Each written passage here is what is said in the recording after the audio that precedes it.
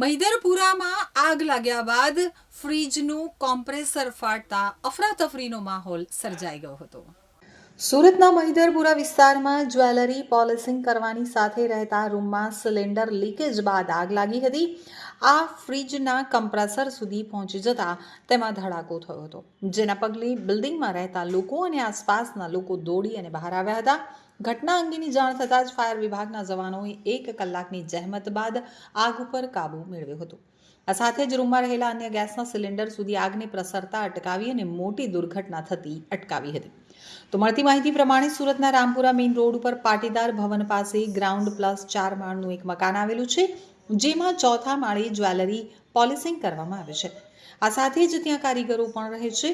તો બપોરે કારીગરો દ્વારા રસોઈ બનાવવામાં આવી રહી હતી ત્યારે ગેસ સિલિન્ડર લીકેજ થયું હતું અને આસપાસમાં રહેલા ગાદલાઓ સહિતના સામાનમાં આગ લાગી હતી. ગેસ સિલિન્ડર લીકેજ હોવાથી કે હાજર 3 જેટલા ઈસમો તાત્કાલિક બહાર નીકળી ગયા હતા. ગાદલાઓ સહિતના સામાનમાં લાગેલી આગ ગણતરીની મિનિટમાં જ ફ્રીજ સુધી પહોંચી ગઈ હતી, જેના પગલે ફ્રીજના કમ્પ્રેસરમાં ધડાકો થયો હતો.